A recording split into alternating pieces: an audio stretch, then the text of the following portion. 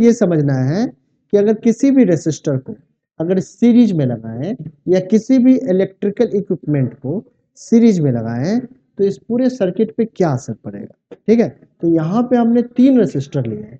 अब series combinations में क्या होता है कि ये जो रेसिस्टर है हमारा, इस रेसिस्टर का ये इनिशियल पॉइंट है, ठीक है ना, और ये क्या है, एंड पॉइंट है।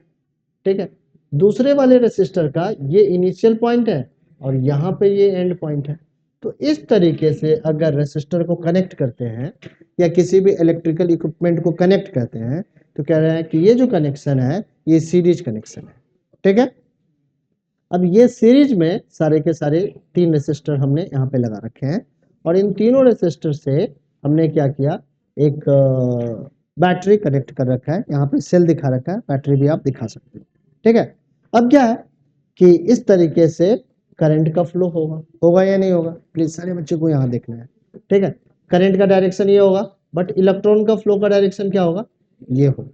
ठीक है, अब करंट देखो जब यहाँ से फ्लो करना स्टार्ट करेगी तो जितना अगर आई अमाउंट ऑफ करंट यहाँ से ड्रॉन हुआ, इस बैटरी से निकला है, तो यही आई अमाउंट ऑफ करंट इस रेसिस्टर और इस रेसिस्टर से क्या हुआ, होके जाएगा या नहीं जाएगा, होगा। ठीक है, क्योंकि कोई ब्रांचिंग नहीं है, कोई और दूसरा वे ही नहीं है। अगर आई अमाउंट का करंट R1 रेसिस्टर से जा रहा है तो वो R2 से भी जाएगा, R3 से भी जाएगा। ठीक है, पहली बात समझ में आ रही है। तो करंट का यहाँ पे कोई डिस्ट्रीब्यूशन नहीं हो रहा है। बट अगर V वोल्ट की आप बैटरी लगाते हो या सेल लगाते हो तो यही V वोल्ट हर एक रेसिस्टर के अलोंग क्या होगा, बढ़ जाएगा। अगर आप यहाँ पे एक वोल्ट मीटर लगाओ इस तरीके का, ठीक है, V1 इसका नाम दे देते हैं। ठीक है, यहाँ पे लगाओ V2 वोल्ट मीटर लगाए, यहाँ पे V3 वोल्ट मीटर लगाए, और इसकी रीडिंग क्या आ रही है, इसकी रीडिंग V1 आ रही है, इसकी रीडिंग V2 आ रही है और इसकी रीडिंग क्या हो रही है, V3 आ रही है। तो अगर इन तीनों को सम करोगे ना तो ये पोटेंशियल V के इक्वल आएगा, यानी कि V जो पोटेंशियल है यही डिस्ट्रीब्यूट हुआ है हर एक रेसिस्टर के लॉ। जैसे कि 7 रुपए मेरे पास है और 3 बच्चों में बांटना था तो मैंने बांट दिए, किसी को 2 किसी को 3। ठीक है, और जो बचे हुए थे 2 वो दे दिए। तो जोड़ेंगे अगर सबको तो 7 ही आएगा। तो यहाँ पे जो पोटेंशियल का डिफरेंस है वो इस बैटरी के कारण क्रिएट हुआ है और यही पोटेंशियल डिस्ट्रीब्यूट हो गया है तीनों रेसिस्टर के अक्रॉस। इतनी बातें समझ में आई। सो अगर हम लोग V को लिखे V is equal to V1 plus V2 plus V3 तो क्या ऐसा लिखना गलत होगा, नहीं होगा। ठीक है, अब यहाँ पे क्या निकालना है कि ये तीनों रेसिस्टर मिलके कितना रेसिस्टेंस ऑफर करेगा। ठीक है, इक्वल। जैसे कि समझ लो कि 3 बच्चे मिलके, अगर 3 बच्चे के इक्वल अगर कोई एक बच्चा हम लोग सेलेक्ट करना चाहें तो पहले हमें देखना पड़ेगा वो तीनों मिलके कितना फोर्स लगा रहे हैं या क्या लगा रहे हैं। ठीक है, समझ में आ रही बात। तो ये इंडिविजुअल हर एक रेसिस्टर अलग अलग रेसिस्टेंस ऑफर कर रहा था, बट तीनों मिलजुल के कितना रेसिस्टेंस ऑफर करेंगे सर्किट में ये हम लोग कैलकुलेट करने वाले हैं। ठीक है, समझ में आई बात। तो मैं यहाँ पे कंसीडर कर लेता हूँ तीनों मिलके आर रेसिस्टेंस ऑफर करते हैं। ठीक है, हर एक का इंडिविजुअल रेसिस्टेंस कितना है, R1 R2 R3 है, बट तीनों मिलके कितना रेसिस्टेंस ऑफर कर रहे हैं, आर रेसिस्टेंस ऑफर कर रहे हैं। अब देखते हैं कि इसको कैसे रिलेट कर सकते हैं R को R1 R2 और R3 से। ठीक है, सो इस यहाँ पे अगर हम लोग ओम्स लॉ लगाएं, ओम्स लॉ लगाएं तो ओम्स लॉ क्या कहता है, V is equal to IR। तो अगर तीनों के इक्विवेलेंट एक रेसिस्टेंस है, आर रेसिस्टेंस है, तो इससे भी आई अमाउंट ऑफ करंट ही जाएगी। इस तीनों को हटा दिया, यहाँ पे आर रेसिस्टेंस लगा दिया, और आर रेसिस्टेंस का जो रेसिस्टर है उसका जो रेसिस्टेंस है वो तीनों के क्या है, इक्वल है। तीनों मिलजुल के जितना ऑफर करेगा उतना ये अकेले कर रहा है, तो इसको कहते हैं इक्विवेलेंट रेसिस्टेंस। ये क्या है, इक्विवेलेंट रेसिस्टेंस। तो V इज इक्वल टू क्या हो जाएगा, ओम्स लॉ से यहाँ पे लिखोगे IR होगा या नहीं होगा। अब इस रेसिस्टर से कितने अमाउंट का करंट जा रहा है, I अमाउंट का करंट जा रहा है, तो V1 क्या होगा, IR1 के इक्वल हो जाएगा। तो यहाँ पे लिखेंगे IR1, यहाँ क्या लिखेंगे IR2, यहाँ पे क्या लिखेंगे IR3।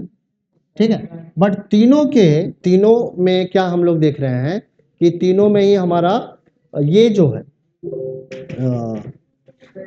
करंट क्या है, सेम ही है। तीनों के अलोंग करंट क्या है, सेम है, करंट बदल नहीं रहा था। फिर से एक बार लिख लेते हैं, फिर से एक बार समझ लेते हैं, ठीक है। तो मैंने ये बताया कि ये V वोल्ट ही हमारा क्या हो रहा है, डिस्ट्रीब्यूट हो रहा है तीनों रेसिस्टर के अलावा, ठीक है, ठीक है। अब क्या है, अगर हम लोग यहाँ पे लिखे from Ohm's law, from Ohm's law, तो ओम्स लॉ से हम लोग क्या लिख सकते हैं, इस V को लिख सकते हैं कैपिटल IR। R क्या है, तो इक्विवेलेंट रेसिस्टेंस, इक्विवेलेंट रेसिस्टेंस है, रेसिस्टेंस है, ठीक है। और यहाँ पे V1 क्या हो जाएगा, तो IR1 के इक्वल हो जाएगा, ये IR2 के इक्वल हो जाएगा, और ये IR3 के इक्वल होगा, क्योंकि तीनों रेसिस्टर अलग अलग रेसिस्टेंस ऑफर कर रहा है, बट तीनों से एक ही करंट क्रॉस कर रहा है, ठीक है।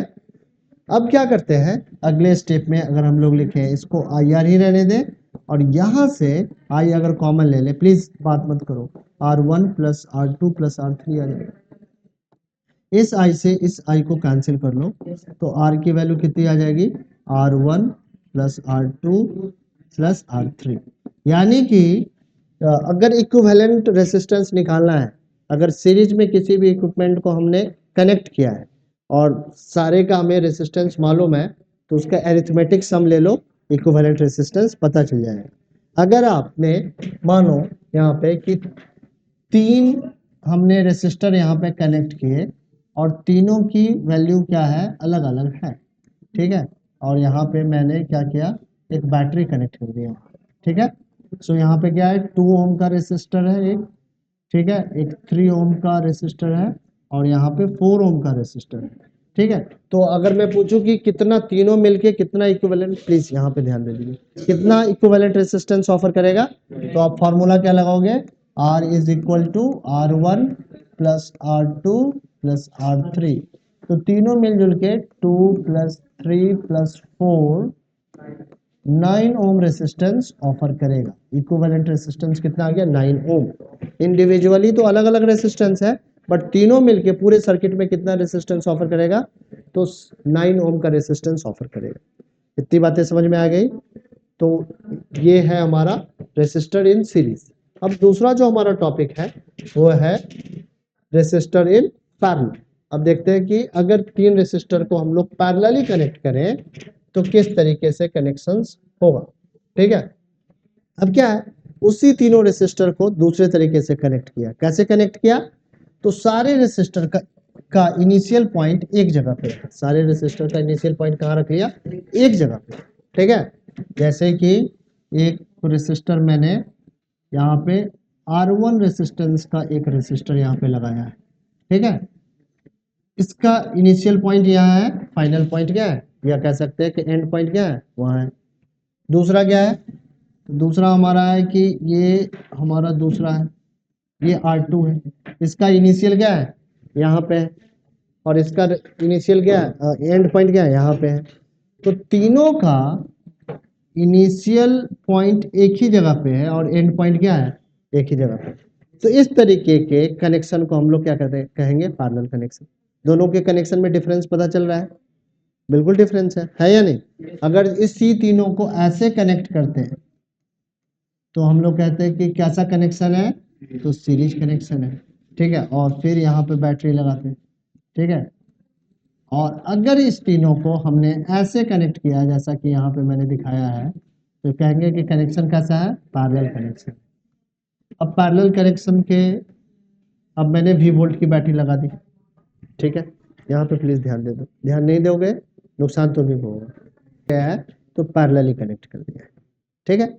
अब क्या है, I अमाउंट का करंट यहाँ से ड्रॉन हुआ, निकला इस V वोल्ट के बैटरी से।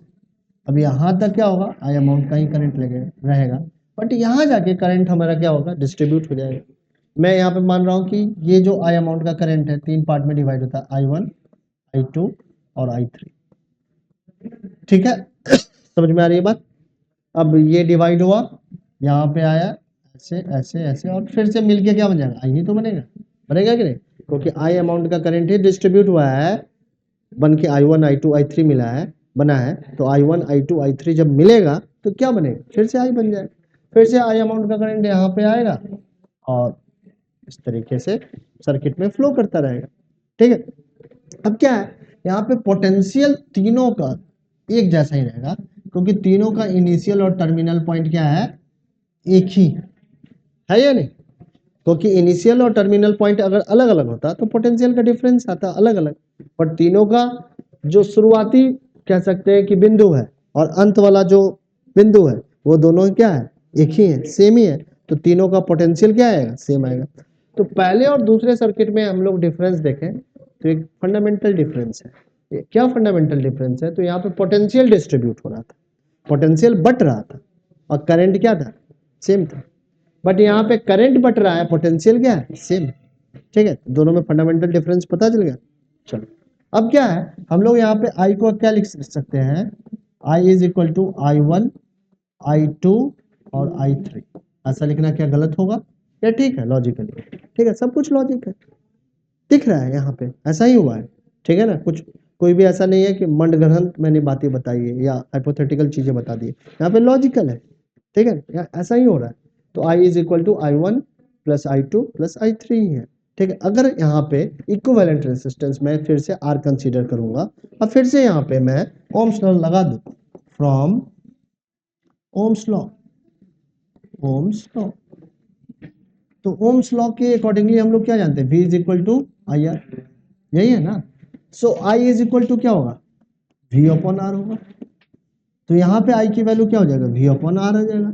R क्या है, तो इक्विवेलेंट रेजिस्टेंस है, R हमारा इक्विवेलेंट रेजिस्टेंस है। ठीक है, समझ में आई बात। और यहाँ पे I1 क्या हो जाएगा, तो V upon R1, V upon R2। ठीक है, R1 ये R1 है, ये R2 है, ये क्या है R3। अब क्या करो, V कॉमन ले लो, तो यहाँ क्या जाएगा 1 अपॉन R, यहाँ क्या V कॉमन लेगा तो आएगा 1 upon R1 1 upon R2 plus 1 upon R3, आएगा या नहीं आएगा। इस V से कैंसिल कर लो, तो 1 upon R is equal to 1 upon R1 plus 1 upon R2 plus 1 upon R3 आएगा, आएगा या नहीं आएगा, समझ में आई बात। तो ये इक्विवेलेंट रेजिस्टेंस और इंडिविजुअल रेजिस्टेंस में रिलेशन है, इससे इक्विवेलेंट रेजिस्टेंस निकाल लेंगे। ठीक है,